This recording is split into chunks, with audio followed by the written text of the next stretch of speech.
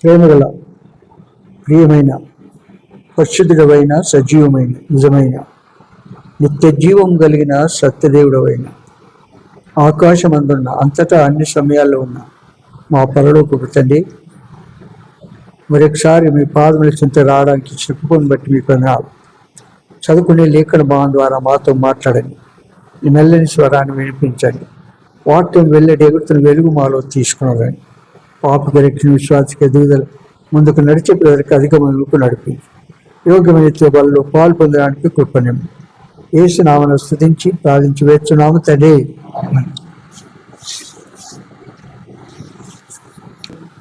యోబు గ్రంథము 19వ అధ్యాయము 25 నుండి 27. 25 నేను చదువుతాను, 26 మీరు చదవండి, 27 అందరం కలిసి చదువుకుందాం. అయితే నా విమోచకుడు సజీవుడని, తర్వాత ఆయన భూమి మీద నిలిచినని నేను ఎరుగుదును. ఈలో నా చర్మము చీకిపోయిన తర్వాత శరీరముతో నేను దేవుని చూచెదను. నా మట్టుకు నేనే చూచెదను, మరి ఎవరునూ కాదు. నేనే కన్నులార ఆయనను చూచెదను. నేనే కన్నులార ఆయనను చూచెదను. ఆ మహాదేవుడు సర్వలోక సృష్టికర్త,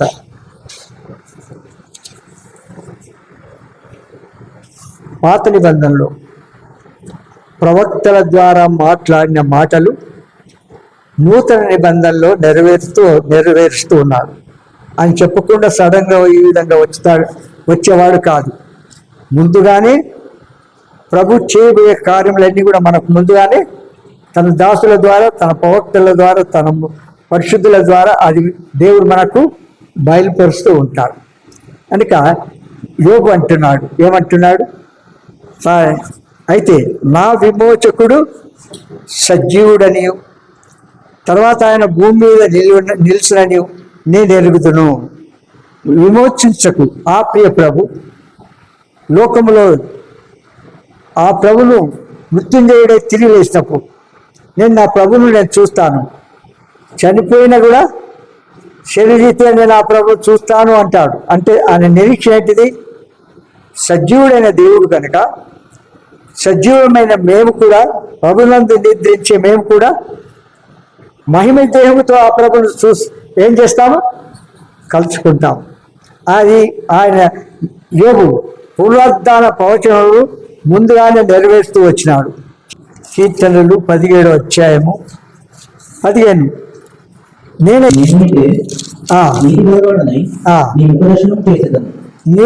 నీ ముఖ దర్శనము చేసేదను.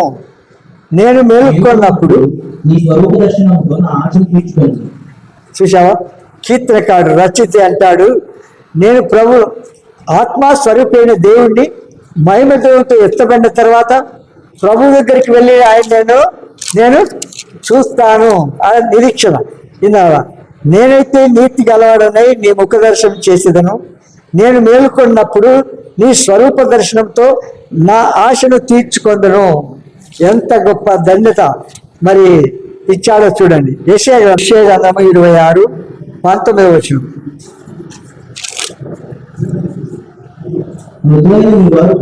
మృతులైన నీవారు బ్రతుకుదురు, నా వారి శవములు సజీవములగును. మంటిలో పడి ఉన్న వాళ్ళారా మేలుకొని ఉత్సహించుడి. నీ మంచు ప్రకాశమైన మంచు భూమి తనలోని ప్రేతలను సజీవులుగా చేయును. మనం సమాధి చేస్తున్నాం. అయితే ఆ ప్రభు వచ్చినప్పుడు మహిమ దేవతో ముందు ప్రభునందు నిద్రించిన వారు ముందు వేస్తారు. ప్రభువు రాకడ కొరకు సిద్ధపడుతూ ఆయన యొక్క ఎదురు చూస్తూ ఉన్నటువంటి వారు వారితో కూడా ఎత్తబడతారు. అది ఎప్పుడు జరుగుతుంది? ఒక రెప్పపాటులో. రెప్పపాటు అంటే ఎంతసేపు అయింది? 8 నిమిషాలు, సెకండ్. ఒక్క సెకండ్ లోపలే ఎత్తబడతారు. తక్కిన వారు విడిచిపెట్టబడతారు. ఎవరైతే ప్రభు రాకకు ఎదురు చూస్తున్నారో, కనిపెడుతున్నారో, సిద్ధపడుతున్నారో, అయోగ్యులుగా ఉంటున్నారో అలాంటి వారిని వెంటనే ఏం చేస్తాడు? కనుక ఆయన ముందుగానే ప్రవచించాడు. ఏమని? నా ప్రభువుని నేను చూస్తాను అని. మనం కూడా మహిమ దేహముతో ప్రభువు చూస్తాం అని నిరీక్షణ మనం కలిగి ఉండాలి. దానియేలు గ్రంథము 2వ అధ్యాయం, దానియేలు 2వ అధ్యాయం, 12వ అధ్యాయం, దానియేలు 12వ అధ్యాయము 2వ వచనం. సమాధులలో నిద్రించు అనేకులు మేలుకొనెదరు, కొందరు నిత్య జీవం అనుభవించుటకును.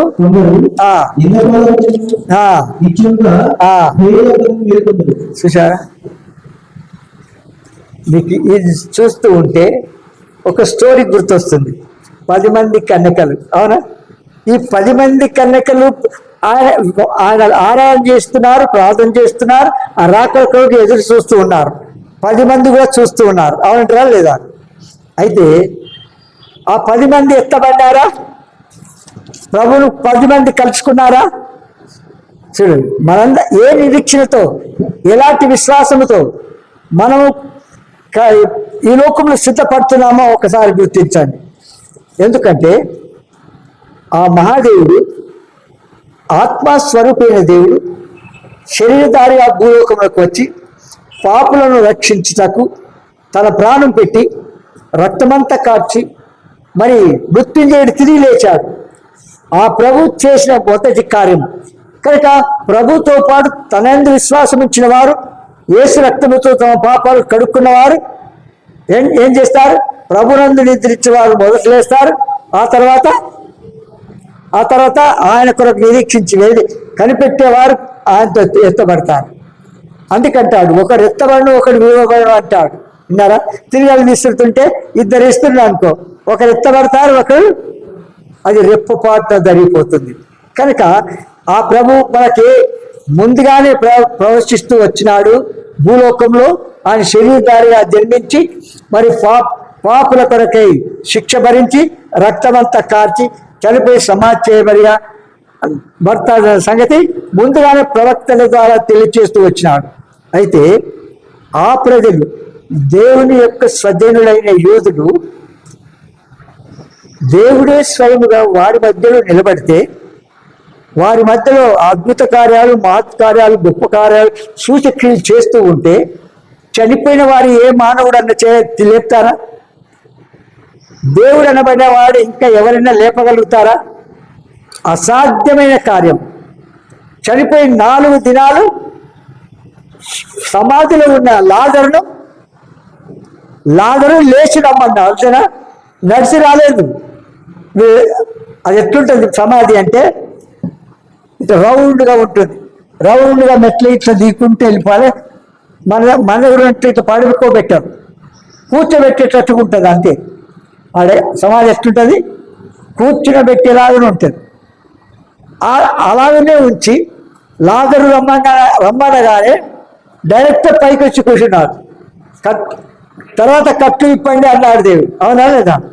కట్టు విప్పకుండానే ఆయన మాటతో పైకి వచ్చి కూర్చున్నాడు. విన్నారా? వాస్తవం కాదా? కనుక కట్టు విప్పిన తర్వాత ప్రభుతో కూడా ఎంత గొప్ప! ఇలాంటి కార్యములు దేవుడు చేస్తూ ఉంటే ఆయన నమ్మడం లేదు, ఆ ప్రభును నమ్మడం లేదు, విశ్వాసం లేదు. ఆ ప్రభు నిజమైన సజీవమైన నిత్యజీవ సత్యదేవుడు అని వారు ఏ మెస్సియా కొరకు కనిపెట్టినారో ఆ మెస్సియా యేసు అను నామమున భూలోకంలో జన్మించాడు. ఆయన్నే దేవుడు నేనే అని చెప్తే కూడా ఏం చేయలేదు, దేవదూషణ చేస్తున్నాడు. ఇంకా మనకు నేరాలు అక్కర్లేదు, సిల్వ వేసేద్దాం. ఇది వాళ్ళ తీర్మానం. చూడండి, అడిగింది వాళ్ళే. నువ్వు నిజంగా యూదుల రాజువేనా అన్నాడు. అవును, నువ్వు అన్నట్టే అన్నాడు కదా. కనుక అయినప్పటికీ సత్యం చెప్పడం ద్వారా నమ్మడం లేదు.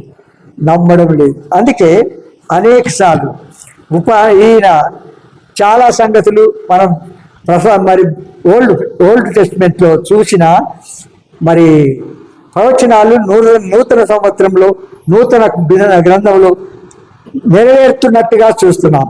క్రీస్తు పునరుద్ధానము జీవమై ఉండుట. క్రీస్తు పునరుద్ధానము జీవమై ఉంట. యోహాను సువార్త 11వ అధ్యాయం 25వ వచనం చదవండి.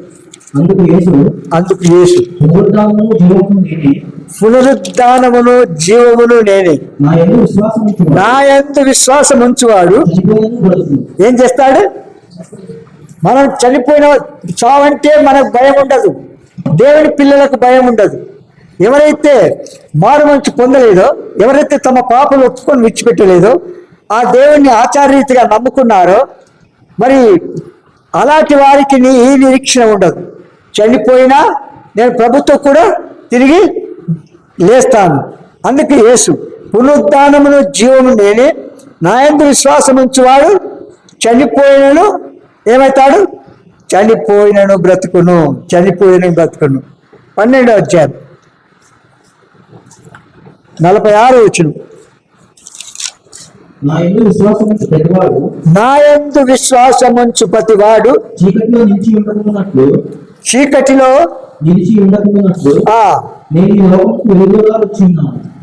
ఆయన వెలుగైన ప్రభువును మనం ఏం చేయాలి?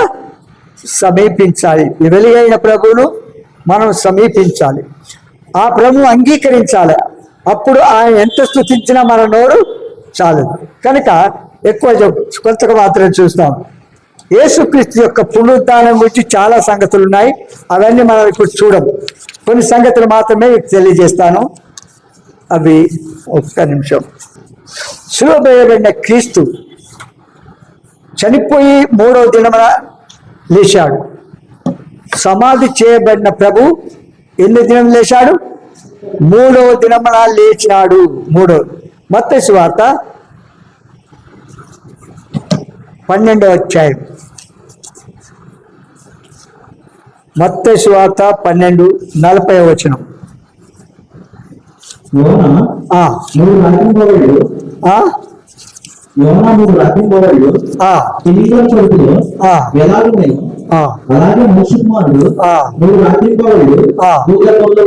ఏమన్నాడు? 3 రాత్రింబగళ్ళు భూగర్భములో ఉన్నాడు, 3వ దినం ఆయన లేచినాడు. అపోస్తుల కార్యములు 10వ అధ్యాయం 40-41. దేవుడాను లేపి ప్రజలందరికీ కాక దేవుని చేత ముందుగా ఏర్పరచబడిన సాక్షులకే, అనగా ఆయన ముందులో నుండి లేచిన తరువాత ఆయనతో కూడా అన్నపానము పుచ్చుకొని మాకే ఆయన ప్రత్యక్షముగా కనుగొన్నట్లు అనుగ్రహించింది. చూసావా?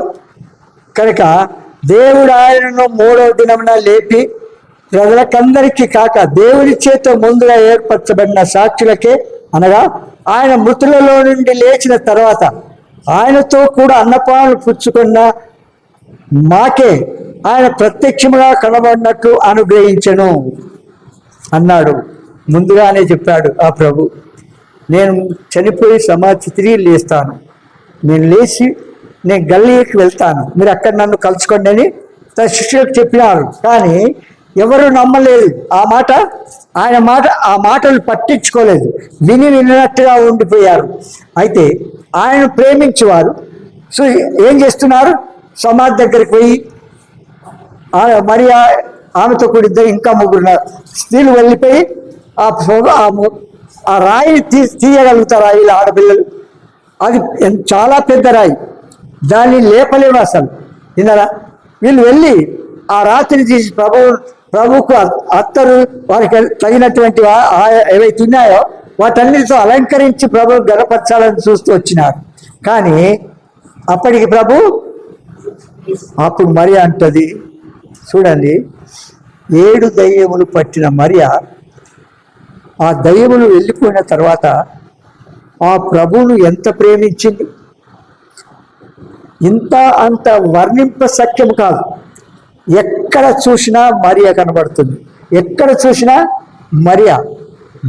ఆమె క్రియలు, ఆయన దేవుని పైన ఉన్నటువంటి ప్రేమ, మక్కువ, అత్యాసక్తి, ఆ సమర్పణ ఆమె తల్లి కూడా లేదేమో అనిపిస్తుంది ఒకసారి. అయితే అలాంటి సమర్పణ తెల్లవారుజామున సమాధి చేయబడిన తర్వాత 3వ దినం లేచి వెళ్ళిపోతుంది. ఆ వీధుల్లో ఆ శిలువ చేసిన సమాధి స్థలంలో ఎట్లుంటుందంటే ఒక గుహలాగా ఒక రోడ్డు ఉంటుంది. ఆ రోడ్డు చాలా చిన్న రోడ్డు, 2 దిక్కుల షాపులు ఉంటాయి. ప్రజలు అటు పోవడానికి రావడానికి కూడా వీలు లేనట్టుగా. అలాంటి సమయంలో మరి ఎలాంటి చీకటితో కూడిన ఉండగానే ఆ చీకట్లో భయం లేకుండా వెళ్ళిపోతుంది ఆడ మనిషి. భయం లేకుండా ఏమన్నా సంభవిస్తుందేమో అనే చింత కూడా లేకుండా వెళ్ళిపోతుంది. మనమైతే వెలుగున్న దగ్గరికి రాము. మళ్ళీ ఇంకా టైం 10 గంటలు అంటే 11 గంటలకు వస్తాం, 11 అంటే 12కి వస్తాం అని చెప్పింది మనము చేయము. చూడండి, ఆమెకున్న ప్రేమ ఆ మరే విషయం ధ్యానిస్తూ ఉంటే ఎంత చెప్పినా తక్కువ కాదు. అందుకంట మొదటి కొరింథీయులకు రాసిన పత్రిక 15:3-4 వచనాలు 3-4 వచనాలు చదవండి. నా హృదయమైన ఉపదేశమును చూడండి ఇక్కడ 3-4 15:3-4గా చదువు. నా హృదయమైన ఉపదేశమును మొదట మీకు అప్పగించింది. అదేమనగా లేఖనముల ప్రకారము క్రీస్తు మన పాపముల నిమిత్తము మృతి పొందెను, సమాధి చేయబడి లేఖనముల ప్రకారము 3వ దినమున లేపబడింది. చాలు. ఏం చేయబడ్డాడు? ఆయన చెప్పిన రీతిగా 3వ దినమున ఆయన లేపబడినాడు. ఒక సంగతి మీకు తెలియజేస్తాను. ఆ సర్వలోక సృష్టికర్త అయిన మహాదేవుడు, ఆకాశం మహాకాశములు పట్టదాని గొప్ప దేవుడు, ఆత్మ స్వరూపిగా ఉన్న దేవుడు, తండ్రి అయిన దేవుడు కుమారుణ్ణి భూలోకంలో పంపించాడు. నిన్నే కాలంలో లేఖనముల ప్రకారం ప్రవక్తల ద్వారా ప్రవచించిన ప్రవచనం నెరవేరినట్లుగా మరి ఒక స్త్రీ ద్వారా లోకంలోకి వచ్చాడు. అయితే దేవుడు అనిపించుకోవడానికి అనేక గొప్ప కార్యాలు, మహత్కార్యాలు, సూచక్రియలు చేస్తూ వచ్చినాడు. అయితే సంగతి ఏంటంటే ఆ దేవుడు తన కుమారుని మరణం నుండి లేపాడు. అంటేది మరణానికి అప్పగించింది తండ్రి. ఆ తండ్రి చిత్తాన్ని నెరవేరుస్తున్నాడు భూలోకంలో. అయితే ప్రతి సమయం కూడా కుమారుడు తండ్రి లేకుండా ఏది చేయడము లేదు. అద్భుత కార్యాలు చేసినా ఆయన నామంలో చేస్తూ వచ్చినాడు అని దేవుడు అనిపించుకోవడానికి చేస్తూ వచ్చినాడు. కానీ ఈ ప్రజలు నమ్మలేదు. చూశారు, ఒక్క సమాధి నుండి లేపిన ఆయన చేసిన క్రియలను బట్టి చూడండి, శిష్యులు దూడల మీద ప్రయాణం చేస్తున్నారు. ప్రభు నీళ్ళ మీద నడిచి వస్తున్నాడు. ఆ దోణను తుఫాన్ లేపింది ఆయనే, తుఫాన్ ఆపివేసింది ఆయనే. విన్నారా? తర్వాత మరి ఎప్పుడు కుష్ఠరోగులను బాగు చేసినాడు. అది చాలా ఆ కాలంలో పెద్ద రోగం అనేవాళ్ళు. వాళ్ళకి కుష్ఠరోగం అంటే వారి పడక వేరు, వారి ప్లేటు వేరు, వారి గది వేరు, వారు ఉండే స్థలం వేరు, ఊరు వెలుపట ఉండాల్సిందే. చూడండి, అలాంటి వారిని బాగు చేసి ఏం చేసినాడు? ఇన్ని గొప్ప కార్యాలు చేస్తూ ఉంటే కూడా ఆయన దేవుడు అనేవి విశ్వసించలేదు స్వజనులు. తిరిగి ఆయన చెప్పిన మాటలు నమ్మకుండా సిలువ వేస్తున్నారు. కనుక సిలువ వేయబడాలా? ఎందుకు? సిలువ ద్వారా పాపికి రక్షణ, నిత్య జీవము, పరలోక రాజ్యంలో ఉండాలంటే యేసు రక్తము ప్రతి పాపమును కడిగి పవిత్రులుగా చేస్తుంది. కనుక ఎంత పాపి అయినా సరే, ఎంత ఘోరమైన పాపి అయినా సరే, నీ పాపములు రక్తం వల్ల ఎర్రనివైనను అవి హిమం వల్ల తెల్లగా చేస్తాను, నీ పాపములు కెంపు వల్ల ఎర్రనివైనను అవి గొర్రెబొచ్చు వల్ల తెల్లగా చేస్తాను అని ఆ ప్రియ ప్రభు నీతో మాట్లాడుతూ ఉన్నాడు. నువ్వు నిజంగా మారుమనసు పొందకపోతే, నువ్వు పాపములు ఒప్పుకొని విడిచిపెట్టకపోతే, పాప క్షమాపణ పొందకపోతే ఆ ప్రభు నీతో మాట్లాడుతున్నాడు. ఎంత ఘోర పాపినైనప్పటికీ ఆయన క్షమించని పాపం లేదు. ఆ ప్రియ ప్రభు క్షమించని పాపం లేదు. కనుక మనం చేయవలసింది ఒకటే, ఆచార్యతగా నమ్మడం కాదు. మనం పరలోకంలో దేవునితో కూడా ఉండాలంటే, నిత్య జీవనకు వారసులు కావాలంటే, మొదటి పునరుద్ధానంలో మనం ఎత్తబడాలంటే మనం ఏం చేయాలి? ప్రభువును రక్షకుడుగా, దేవుడుగా అంగీకరించాలి. ఆయన రక్తంతో మన పాపలు కడుక్కొని పరిశుద్ధులుగా తీర్చబడాలి. చూడు, రోమిలకు రాసిన పత్రిక 1వ అధ్యాయం 4వ వచనం. ఇవి కలిసి ఉన్నది 4వ వచనము. అంటే ఇక్కడ యేసుక్రీస్తు శరీరం బట్టి దావీదు సంతానంగాను, మృతులలో నుండి పునరుద్ధరణైనందున పరిశుద్ధమైన ఆత్మను బట్టి దేవుని కుమారుడుగాను ప్రభావంతో నిరూపించబడెను. దేవుని కుమారుడుగా నిరూపింపబడినాడు కనుక మృతులలో నుండి పునరుద్ధానమైన పరిశుద్ధమైన ఆత్మను బట్టి దేవుని కుమారుడుగాను ప్రభావంతో నిరూపింపబడ్డాడు. చూడండి లూకాసు వార్త 24వ అధ్యాయం. లూకాసు వార్త 24వ అధ్యాయం 24, 25, 26, 27. అందుకు ఆయన అవివేకులారా ప్రవక్తలు చెప్పిన మాటలన్నిటినీ చూడండి. ఒక్క నిమిషం. ప్రవక్తలు ప్రవచించిన మాటలను నమ్మలేదు. వాళ్ళు నమ్మినారా? ముందే చెప్పాడు. ఇప్పుడు యోబు మరి దేవుని పిల్లలు ఎవరైతే ప్రవచిస్తూ ఆయన మాటలు నమ్మినారో ఆ నమ్మినటువంటి ఆ మాటలను ఏం చేయలేదు. ఆ ప్రజలు స్వజనులైన యూదులు ఇశ్రాయేలు వాళ్ళు నమ్మలేదు. ఈనాడు మనం నమ్మినా కూడా ఆయన చెప్పినట్టుగా చేయడము లేదు. అందుకంటాడు, అందుకు ఆయన అవివేకులారా ప్రవక్తలు చెప్పిన మాటలన్నిటినీ నమ్మని మందమతులారు. తన సత్యవాక్యాన్ని తన సేవకుల ద్వారా, తన భక్తుల ద్వారా, దేవుని పిల్లల ద్వారా మనకు బయలుపరుస్తూ వచ్చినప్పుడు దేవుడే నాతో మాట్లాడుతున్నాడని గ్రహింపు ఉండాలి. ఆ విధంగా మనము దేవుళ్ళము కాము, కానీ ఆయన ఆత్మ మనలో ఉంచి ఏం చేస్తున్నాడు? మనతో మాట్లాడుతూ ఉన్నాడు. విన్నారా? అప్పుడు మాట్లాడుతూ వచ్చినప్పుడు అప్పుడు అందుకేమంటాడంటే, అవివేకులారా ప్రవక్తలు చెప్పిన మాటలన్నిటినీ నమ్మని మందమతులారా. ఇది మనం నమ్మకపోతే అదే జాబితాలో ఉన్నట్టే. కనుక క్రీస్తు ఈలాగు శ్రమపడి తన మహిమలో ప్రవేశించుట అగత్యము కాదా అని వారితో చెప్పి మోషేయు సమస్త ప్రవక్తలను మొదలుకొని లేఖనులన్నిటిలో తను గూర్చిన వచనములను భావమును వారికి తెలిపాను. వారికి స్పష్టంగా తెలిపాడు. ఆ ప్రకారం ఈ విధంగా చెప్పాలంటే చాలా సంగతులు ఉన్నాయి. అయితే చూడండి, ఇంకొక వచనం చదివి ఎబ్రీలకు రాసిన పత్రిక 6వ అధ్యాయం. ఎబ్రీలకు రాసిన పత్రిక 6వ అధ్యాయము 8వ అధ్యాయం 5వ వచనం. మోషే కొండ మీద నీకు చూపబడిన మాదిరి చొప్పున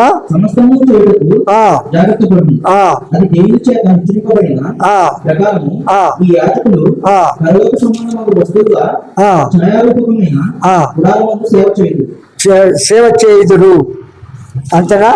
ఆ తర్వాత 10వ వచనం చూడండి.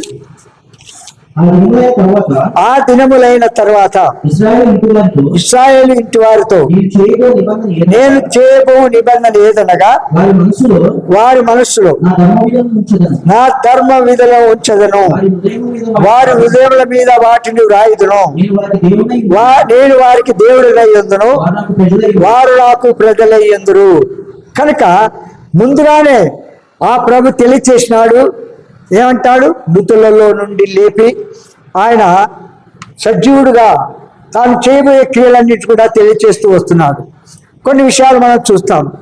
దేవుడు క్రీస్తుతో నిన్ను కూడా లేపాడు. ఒకటి అందులో మొదటిది ఏం చేశాడు? దేవుడు క్రీస్తుతో నిన్ను కూడా లేపాడు. ఎఫెసీయులకు రాసిన పత్రిక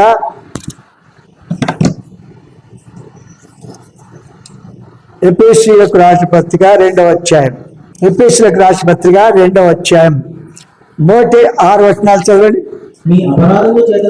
మీ అపరాధముల చేతను పాపముల చేతను చచ్చిన వారై ఉండగా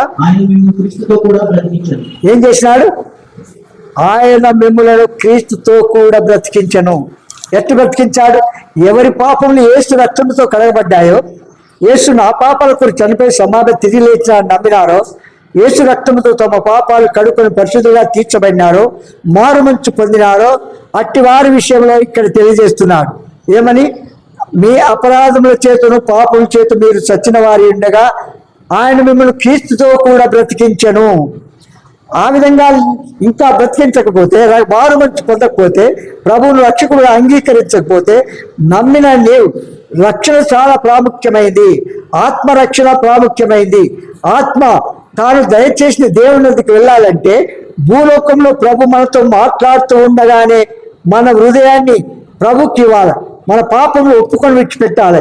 యేసు రక్తంతో విశ్వాసం ద్వారా ఆయన రక్త ప్రోక్షణ కిందకి తీసుకొని రావాలి. వాటిని విడిచిపెట్టాలి. అందుకంటాడు క్రీస్తుతో కూడా బ్రతికించను. మీరు బ్రతికించినారా లేదా ఒక్కసారి గమనించండి. మీరు వాటిని చేయించు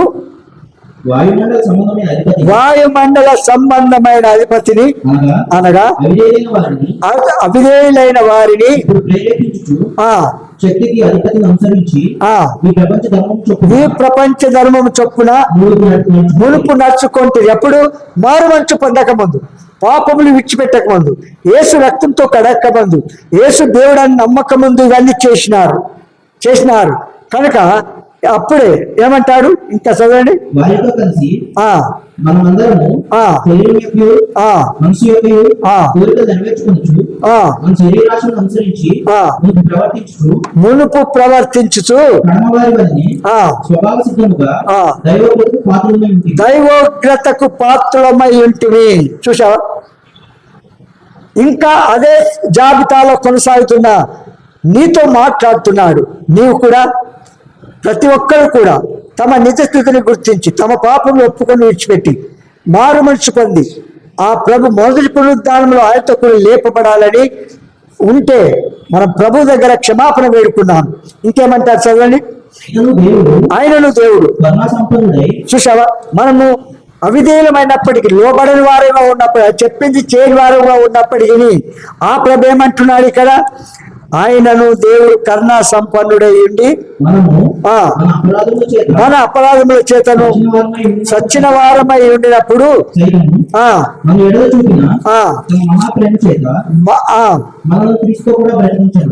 ఏం చేసినాడు? మనలను క్రీస్తుతో కూడా బ్రతికించను. కృపచేత ఆయన మనకు చేసిన ఉపకారం ద్వారా అత్యధికమైన తన కృపా మహోదైశ్వర్యము రాబోయే యుగంలో కనపరచిన నిమిత్తము క్రీస్తు యేసునందు మనలను ఆయనతో కూడా లేపి పరలోకమందు ఆయనతో కూడా కూర్చుండబెట్టింది. ఏం చేస్తాడు? మనము కూడా లేపబడి పరలోకము ఆయనతో కూడా కూర్చుని పెట్టుకుంటాడు. కనుక మన జీవితంలో యేసు పునరుద్ధానం ద్వారా చేస్తున్నటువంటి మొదటి దేవుడు క్రీస్తుతో కూడా నిన్ను లేపాడు. లేస్తావా లేదా అనే సంగతి మీరు తీర్మానం చేసుకోవాలి.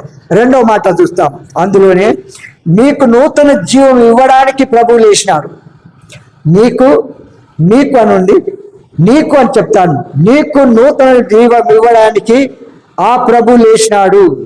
2 తిమోతి గ్రంథము 2వ తిమోతి 1వ అధ్యాయము 9-10. అందరు తీసిరా? 2వ తిమోతి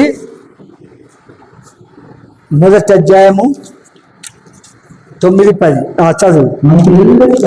మన క్రియలను బట్టి కాక తన స్వకీయ సంకల్పమును బట్టి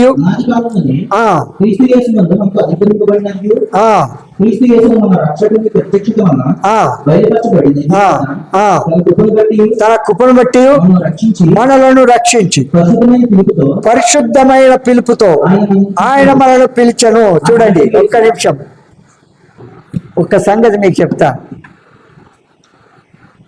ఒక గుడ్డివాడు ఉన్నాడు. ఎవరు? ఒక గుడ్డివాడు ఉన్నాడు. ఆ గుడ్డివాడు అంటాడు, దేవుడు ఎక్కడున్నాడు నాకు చూపి అంటాడు. ఎవరు? గుడ్డివాడు. వరే గుడ్డివాడా, నీ కళ్ళు లేదు, ఎట్లా చూస్తావా? ఏమంటా? గుడ్డివాడి జాబితాలో ఉన్నాం మనం ఇంకా. ఎందుకంటే ఇక్కడ ఏమంటున్నారు చూడండి, ఆయన మళ్ళీ చదువు ఆ మాట. క్రీస్తు యేసును మన రక్షకుని క్రీస్తు యేసు మరణము నిరర్ధక క్రీస్తు యేసును మన రక్షకుని ప్రత్యక్షత వలన బయలుపరచబడినదైన తన కృపను బట్టి మనల్ని రక్షించి పరిశుద్ధమైన పిలుపుతో ఆయన పంపించాడు. ఏ పిలుపు పిలిచాడు?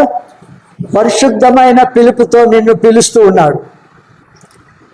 నిలబడే వ్యక్తి ద్వారా, లేకపోతే పరిశుద్ధుల ద్వారా, ప్రవక్తల ద్వారా ఆ ప్రభు పిలిచినప్పుడు దేవుడు నాతో మాట్లాడుతున్నాడని గ్రహింపు మనం కలిగి ఉండాలి. ఎందుకంటే ప్రయాసపడి భారం మోసుకుంటున్న సమస్త జనులారా నా యొద్దకు రండి, నేను మీకు విశ్రాంతి కలిగజేస్తాను, పాప క్షమాపణ ఇస్తాను, శాంతి సమాధానం ఇస్తాను, నిత్య జీవానికి వారసుగా చేస్తాను అని ఆ ప్రభు పిలుస్తూ ఉన్నాడు. ఎలాంటి పిలుపు? పరిశుద్ధమైన పిలుపుతో నిన్ను పిలుస్తూ ఉన్నాడు. ఆ క్రీస్తు యేసు మరణమును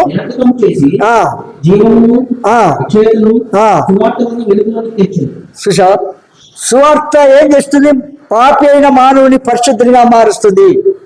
అందుకే ఇతరులకు హౌస్ లిస్టింగ్ చేసి సువార్త ప్రకటించాలి, వారిని ప్రభు ఇంటికి నడిపించాలి. ఒక్క విశ్వాసం ఉన్నాడా ఈ సంఘంలో? ఈ 20 మంది ఉన్నారు. 20 మందిలో లేకపోతే ఒక్క విశ్వాసం ఉన్నాడా ప్రకటించడానికి, సేవ చేయడానికి, సాక్ష్యం ఇవ్వడానికి? చెప్పండి చూద్దాం. నేనున్నానని చెప్పండి చూద్దాం. ఆ దినాల్లో ఆ మహాదేవుడు ప్రవక్త ద్వారా, సేవకుని ద్వారా మాట్లాడుతూ ఉండగానే ప్రభునాథతో మాట్లాడినాడని 100కి 100 రూపాయలు నమ్మి సాయంకాలం బైబిల్ పట్టుకొని ప్రభు నడిపించిన రీత్యా వెళ్ళి సువార్త ప్రకటించే అనేక మంది పిల్లలను తీసుకొచ్చి పెట్టాం. ఆ సాక్ష్యం ఎన్నిసార్లు మీకు తెలియజేస్తూ వస్తున్నాను. ఆ ఆశని మీకెందుకు రాదో అర్థం కాదు. మీరు అసలు మార్మర్చి పొందేవారా కాదా అని డౌట్. ఆచార్యరీత్యా మీరు స్తుతించడానికి, ఆరాధించడానికి, మీరు బల్లో పాలు పొందడానికి ఉన్నారు, కానీ ఆయన చెప్పింది చేయరు. ప్రార్థనకు వచ్చినారంటే వాళ్ళ ఓన్ టైంకి వస్తారు, ఓన్ టైంలో లేచి వెళ్ళిపోతారు. అదొక క్రమం కాదు, పద్ధతి కాదు. విన్నారా? మరియా యోసేపులు, మరి అపోస్తలుల కాలం 14వ అధ్యాయంలో 120 మంది ప్రజలు ఉన్నారు. 120 మందిలో ఈ ఆడవాళ్ళు 4-5 ఉన్నారు. వారు ఉదయం మొదలుకొని ఒక ఆత్మ కొరకు పేతురు చెరసాలను విడిపించడానికి పట్టుదలతో, అత్యాసక్తితో, భారంతో, కన్నీటితో ప్రార్థన చేసినారా లేదా? అపోస్తలుల కాలము 1వ అధ్యాయం చూడండి.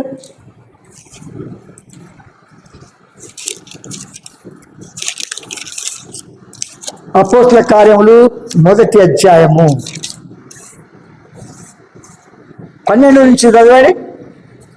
అప్పుడు వారు గలిలయలో కనబడబడిన కొండ నుండి యెరూషలేముకు దిగివెళ్ళిరి. ఆ కొండ యెరూషలేముకు విశ్రాంతి దినమున నడవనంత జరిగిన సమీపంలో ఉన్నది.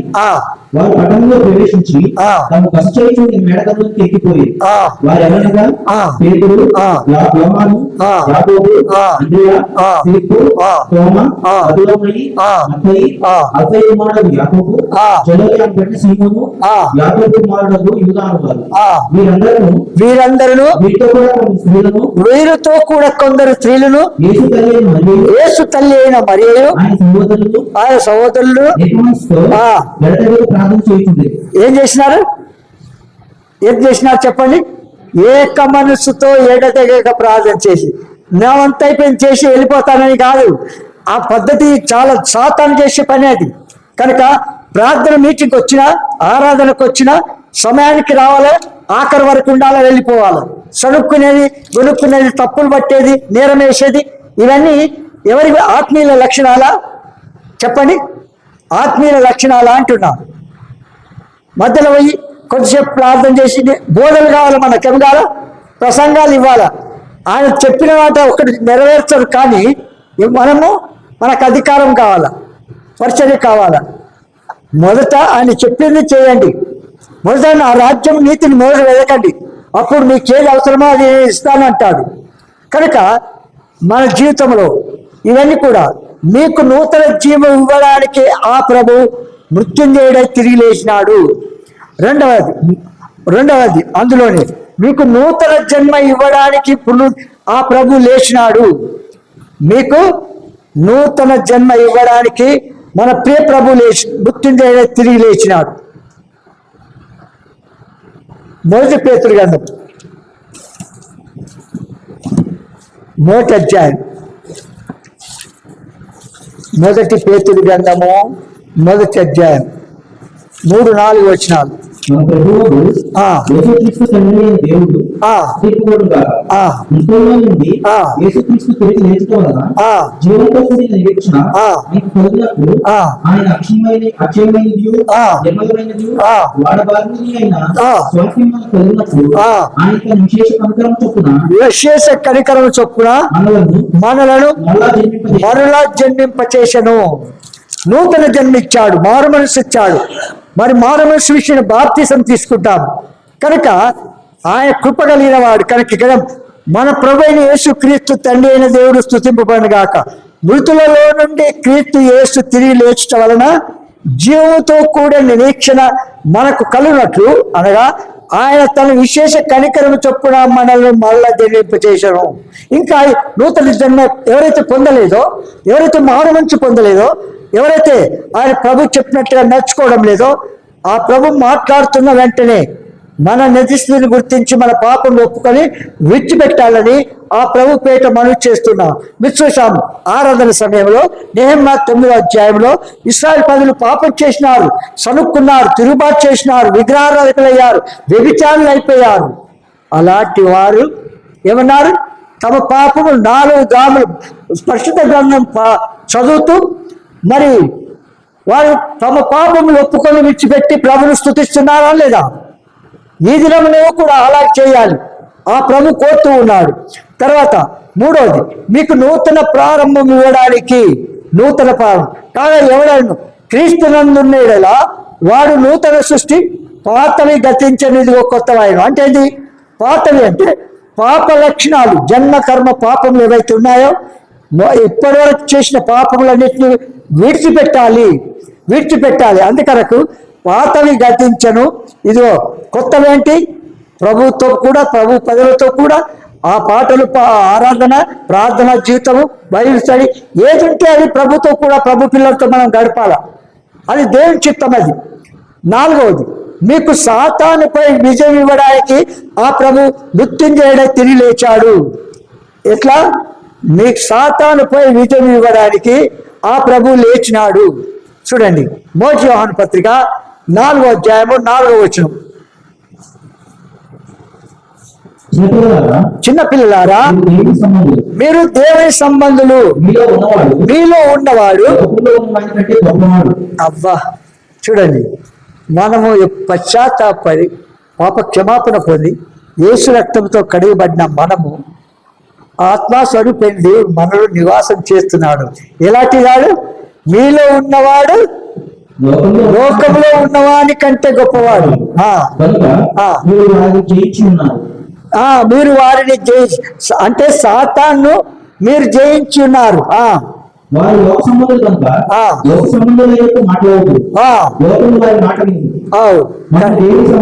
అవును,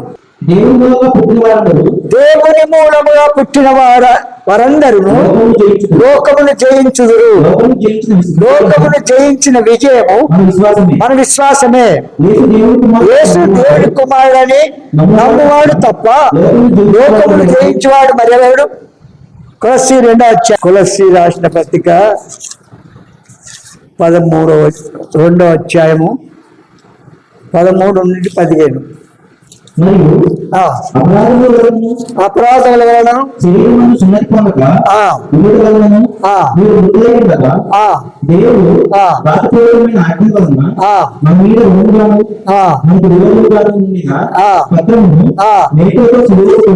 ఏం చేసినాడు? మేకులతో సిలువకు కొట్టి దాని మీద మనకు అడ్డం లేకుండా దాన్ని ఎత్తివేసి మన అపరాధులన్నింటినీ క్షమించి ఆయనతో కూడా మిమ్మల్ని జీవింపజేశాడు. ఆయనతో కూడా ఏం చేసినాడు? జీవింపచేశాడు.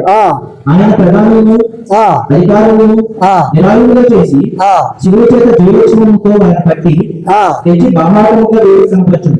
కనుక ఆ ప్రియ ప్రభు సాతానుపై విజయం ఇవ్వడానికి మన కొరకై మృత్యుంజయుడు తిరిగి లేచినాడు.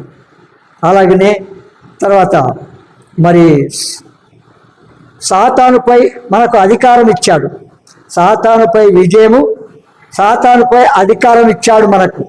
మొదటి పేతురు చూడండి, మొదటి పేతురు 3:22. ఆయన పరలోకములకు వెళ్ళి దూతల మీదను అధికారుల మీదను శక్తుల మీదను అదే అధికారం పొందిన వాడే ఉన్నాడు. ఎక్కడున్నాడు? దేవుని కుడిపార్శ్వమున కూర్చొని ఉన్నాడు. ఎందుకు? సర్వలోకంలో ఉన్న మానవుల కొరకై విజ్ఞాపన చేస్తూ ఉన్నాడు.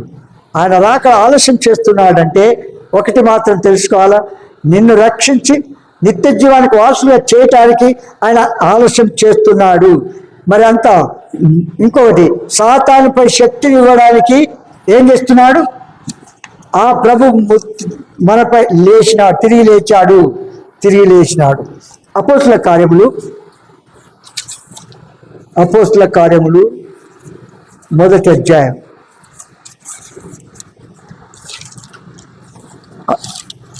8వ వచనం. ఆయనను పరిశుద్ధాత్మ మీ మీదకి వచ్చినప్పుడు మీరు శక్తి నందరు కనుక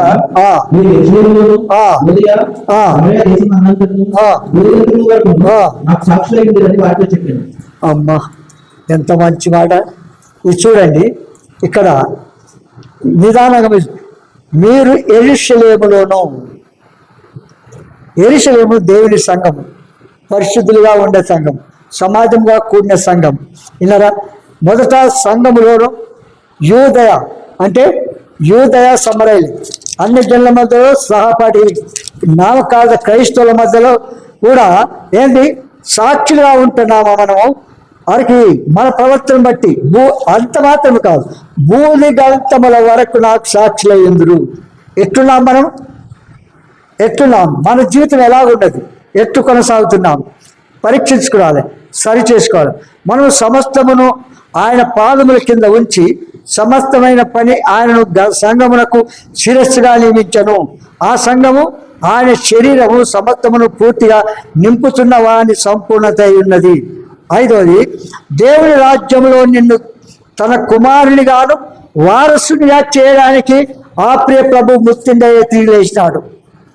ఒకటి తెలుసుకోవాలా, దేవుని రాజ్యంలో నిన్ను తన కుమారునిగాను వారసునిగా చేయడానికి ఆ ప్రభు మృత్యుంజయుడ తిరిగి లేచినాడు, పునరుద్ధారుడయ్యాడు.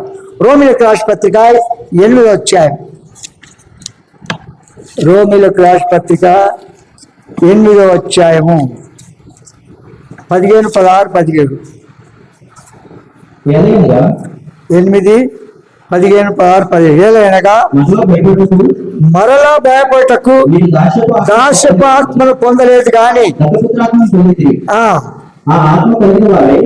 ఆత్మ కలిగిన వారమై మనము దేవుని పిల్లమని ఆత్మ తానే అవును, దేవుని వారసులం, క్రీస్తుతో కూడా మహిమ పొందుటకు ఆయనతో కూడా శ్రమపడిన యెడల ఆయన వారసులం. ఇది మనకు వద్ద అనుకుంటే వారసత్వము మనకుండదు, మనకుండదు. కనుక ఇంకా తర్వాత దేవుని రాజ్యంలో నిన్ను తన కుమారుని గాను వారసునిగా చేయడానికి ఇప్పుడు మనం చూస్తూ వచ్చినాం. తర్వాత జీవపు ప్రతి అక్కరను పునరుద్ధానము తీరుస్తుంది. జీవపు ప్రతి అక్కరను పునరుద్ధానం. ఆయన ఎందుకు లేచినాడనే సంగతిని మీకు తెలియజేస్తున్నాను. ప్రభు లేచినది అంశాలన్నిటి ఒక్కొక్కటి చెప్తూ వస్తున్నాను. గతం నుండి నీకు విడుదల కలిగిస్తుంది, చూడండి, రోమిలకు రాసిన పత్రిక 6వ అధ్యాయం 4వ వచనం. కాబట్టి తండ్రి మహిమ వలన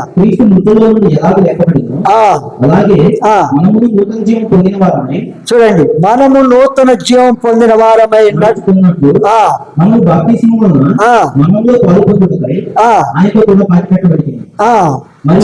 ఆయనతో పాతి పెట్టబడిన మనము కూడా లేపబడ్డాము. బాప్తిసంలో అందరూ ముంచేసిరా, వెంటనే లేచారు. అవునంటారా లేదా? ప్రభుతో కూడా మనం లేచినామని గుర్తుంది. కనుక ఇదంతా చాలా ఉంది. ఇప్పుడు మనకు సమయం లేదు, తర్వాత చూస్తాం. 10-11 అదే అధ్యాయము 10-11. ఆయన చనిపోవట చూడగా పాపం విషయమై ఒక్కమారే చనిపోయాను గాని ఆయన జీవించుట చూడగా దేవుని విషయమై జీవించున్నాడు.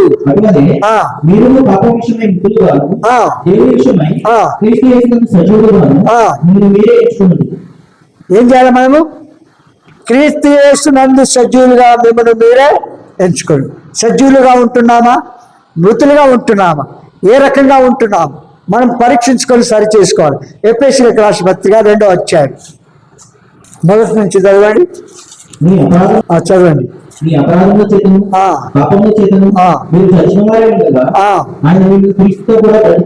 ఏం చేసినాడు? క్రీస్తుతో కూడా నిన్ను బ్రతికించను.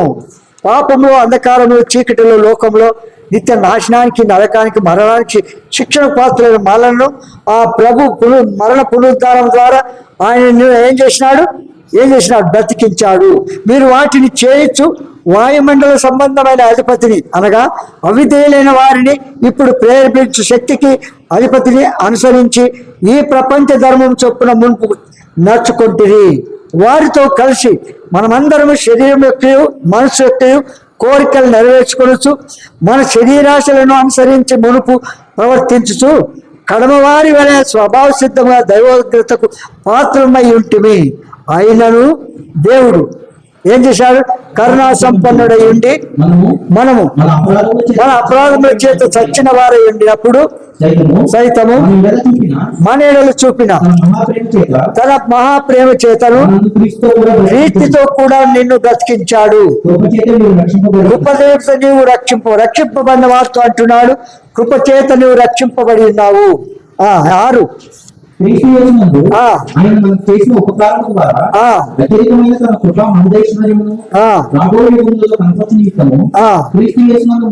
క్రీస్తు యేసునందు మనలను ఆయనతో కూడా లేపి ఆయనతో కూడా కూర్చుండబెట్టింది. చూసా, ఈ ధన్యత మనకు కలిగి ఉన్నామా? లేనట్లయితే ఇప్పుడే తీర్మానం చేసుకునేది. ఆ ప్రభు నీ కొరకు చేసిన వాటన్నిటిని బట్టి మనం ప్రభుని స్తుతించాలి. తర్వాత ఇంకొక పాయింట్ ఏంటంటే, ప్రస్తుతం నీకు శక్తిని ఇవ్వడానికి ఆ ప్రభు తిరిగి లేచాడు. శక్తిని ఇవ్వడానికి నిలేచాడు. రోమిలకు రాసిన పత్రిక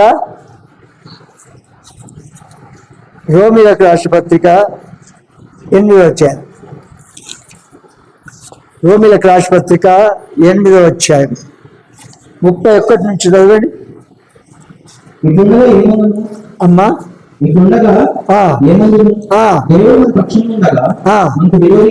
చెప్పండి. దేవుడు మన పక్షముగా ఉండగా మనకు విరోధి ఉన్నాడా? మన పక్షంగా పోరాడేవాడు. చూడండి, ఇశ్రాయేల్ ప్రజలకు ఇతర దేశాల వారికి యుద్ధం జరుగుతుంది. అవునా? ఎవరికి? చూసేవారికి తెలుస్తుంది. విన్నారా? ఇశ్రాయేలీయులు వారి సంఖ్య చాలా చిన్నది. ఒక రాష్ట్రం అంతా కూడా ఉండదు. విన్నావా? అంత చిన్న మరి దేశాన్ని వారు ఎదుర్కొన్న మరి శత్రువునట్లు జయజీతం కల్పించారు. ఒక్కొక్కటి స్వాధీనం చేసుకున్నారు. మరి ఎంతగానో విజయం పొందినట్టుగా చూస్తాం. అందరూ కూడా తెలుసుకోగలిగినారు. వారి పక్షముగా వారి దేవుడు పోరాడుతున్నాడని ముస్లింలు సహా సాక్ష్యం ఇచ్చారు. విన్నారా? ముస్లింలు కూడా సాక్ష్యం ఇచ్చారు. అందుకే ఇక్కడ ఏమంటున్నారు చెప్పండి. ఇక్కడ ఏమంటాడు మనం చదివిన భాగంలో? ఇట్లుండగా ఏమన్నాము? దేవుడు మన పక్షముగా ఉండగా మనకు విరోధేవుడు తన సొంత కుమారుని అనుగ్రహించకు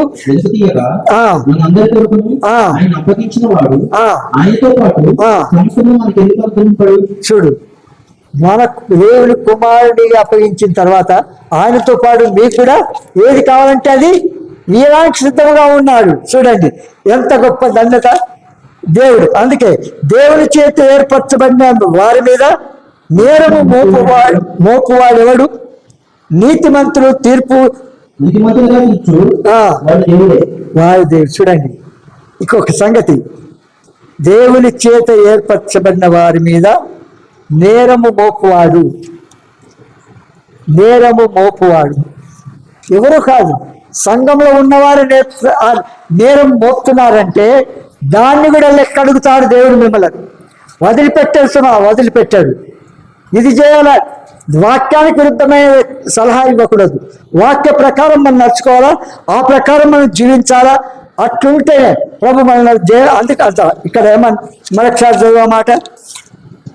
దేవుని చేత ఏర్పరచబడిన వారి మీద, ఎవరి చేత? దేవుని చేత ఏర్పరచబడిన వారి మీద నేరం మోపువాడు ఎవడు? కానీ మనం మోపుతాం, అవునంటారా లేదా? మనం మోపుతాం. దేవుడే శిక్ష విధించేవాడు చనిపోయే క్రీస్తు యేసే. ఎవరు? పరలోకం వెళ్ళిన తర్వాత ఇక్కడ ఎంతైతే ప్రేమించాడో అక్కడ కఠినంగా ప్రవర్తిస్తాం. తీర్పు తీర్చేటప్పుడు పాపానికి నన్ను నమ్ముకున్నాడు కనుక నువ్వు వెళ్ళిపోవలో ఎక్కడికి? పరలోకం వెళ్ళిపో అంటాడా? ఎంత చెప్పినా విధేయతలు చూపించకపోతే, పాపములు యేసు రక్తంతో కడుక్కోకపోతే, మారు మనసు పొందకపోతే, పాప క్షమాపణ పొందకపోతే, నీ అలవాట్లు నీకు ఉండి కొనసాగిస్తూ ఉంటే కఠినముగా ప్రవర్తిస్తాడు. ఆ దినాల్లో నేను బాలుడుగా ఉన్నప్పుడు అప్పుడున్న సేవకుడు అనేవాడు, ఈ దినము నిన్ను ప్రభునామను ప్రకటిస్తూ ఉన్నాను, నేను సమాజి అక్కడికి వెళ్ళిన తర్వాత నేనే ఈ కొన్ని శవాలు కాలుస్తారు కదా, కాల్చే శవాలు ఉంటాయి, బేగరోడు దగ్గర ఉంటారు. అవి ఉండి ఆ కాల్చుకున్న శవం ఏమవుతుందంటే అది లేచి ఎగురుతుంది. శవం అంతా ఏమవుతుంది? అక్కడే ఉంటారు వీళ్ళు. ఆ శవం పూర్తిగా కాలిపోయిన దాకా అక్కడే ఉంటారు. ఈ లేస్తూ ఉంటే మీరు కర్రలతో కొడుతుంటారు. ఏంటో మీకు తెలుసా? కర్రలతో కొడుతారు, తెలుసా మీకు? ఆ శవను కర్రలతో కొట్టి మళ్ళా అక్కడ ఆ విధంగా కాలుస్తూ ఉంటారు అనేవాడు మాతో. ఈ దినం ప్రేమించేవాడిని నేనే, నేను బ్యాక్గ్రౌండ్ పని చేసేవాడిని నేనే, నేను లేచినప్పుడు కొట్టేవాడిని నేనే అని చెప్పేవాడు. విన్నారా? అందుకే ఇక్కడ చక్కగా రాసినాడు, దేవుడి చేత మోసం నీతిమంతులు తీర్పు వాడు దేవుడే, శిక్ష విధించువాడెవడు? చనిపోయిన క్రీస్తు యేసే. అంతేకాదు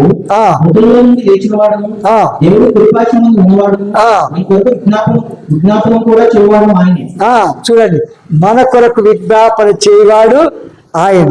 కనుక అలాంటి ప్రభులు ఇంకా చదవండి. క్రీస్తు ప్రేమ నుండి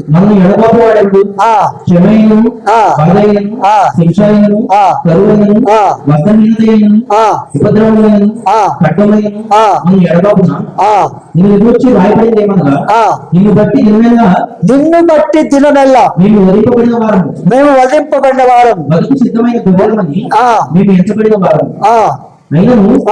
ప్రేమించిన వారి ద్వారా వీటన్నిటిలో అత్యధిక విజయం పొందుతున్నాము. మరణమైనను, జీవమైనను, దేవదూతమైనను, ప్రధానులైనను, ఉన్నవైనను, రాబోయేనను, అధికారులైనను, లోదైనను, సృష్టింపబడిన మరి ఏదైనానో మన ప్రభువైన క్రీస్తు యేసునందలి దేవుని ప్రేమ నుండి మనల్ని ఎడపాప నేరని రూఢిగా నమ్ముచున్నాము. క్రీస్తు ప్రేమ నుండి మనల్ని ఎడపాప వారు ఒక్కరు కూడా లేరు. అలాంటి దేవుని మనం కలిగి ఉన్నాం కనుక ఇంకా ఎవరైతే ఆ ప్రభువును రక్షకుడుగా దేవుడిగా అంగీకరించకుండా, పాపములు ఒప్పుకొని విడిచిపెట్టకుండా, యేసు రక్తంతో కడగకుండా ఉన్నట్లయితే ప్రభునితో మాట్లాడుతున్న వెంటనే పాపిని గ్రహించి పాపములు ఒప్పుకొని పాపములు విడిచిపెట్టారు. నీ కొరకై చనిపోయి రక్తమంతా కార్చి మరణించి భూస్థాపన చేయబడి తిరిగి లేచినాడు.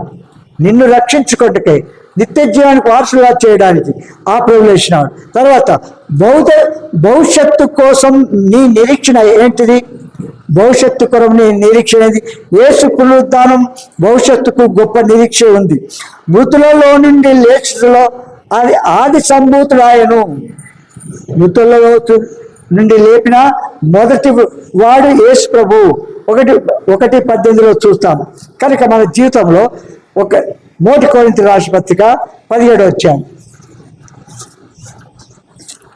1 కొరింథీ రాసిన పత్రిక 15 అధ్యాయం 17, 18, 19 చదవండి.